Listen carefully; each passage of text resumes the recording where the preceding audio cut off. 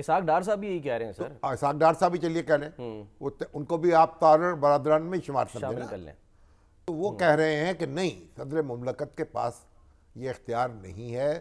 دستور میں لکھا ہوا ہے 21 دن بعد ہوگا اجلاس, اور ایک دستور کی جو دفعہ ہے نا 91(2) جی, اس میں یہ لکھا ہوا ہے کہ اگر صدر مملکت چاہیں تو پہلے اجلاس بلا سکتی ہیں 21 دن سے پہلے.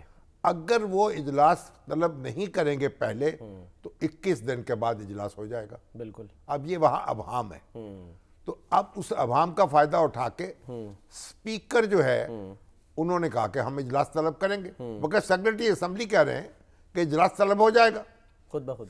اکرم شیخ صاحب کل کہہ رہے تھے کہ اس کے لیے ارکان اسمبلی کو ریکوزٹ کرنا پڑے گا.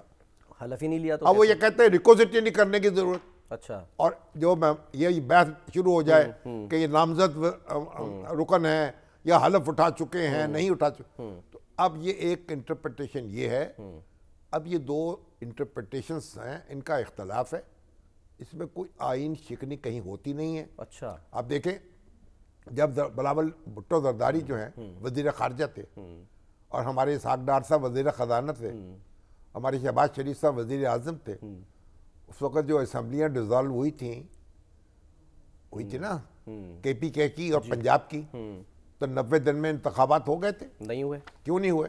تو اس وقت یہ ریزولوشن کیوں پاس ہو رہے تھے اسمبلی میں, اور اس وقت یہ کیوں کہا جا رہا تھا کہ 90 دن میں انتخابات نہیں ہونے چاہیے؟ بالکل. پہلے جناب وہ مردم شماری کے مطابق ڈی لیمیٹیشن ہو جائے.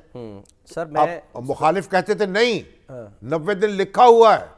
تو یہ جھگڑا ہے انٹرپریٹیشن کا. جو آپ سر بات کریں نا اسحاق ڈار صاحب کی بات سے, میں اس لیے کہہ رہا ہوں سننے کے لیے, کیونکہ انہوں نے کچھ ایسی بات کی ہے کہ آئین جو ہے وہ اس معاملے میں تحفظ بھی دیتا ہے, اور وہ ہے آرٹیکل 254. ذرا سنتے ہیں اسحاق ڈار صاحب کی بات.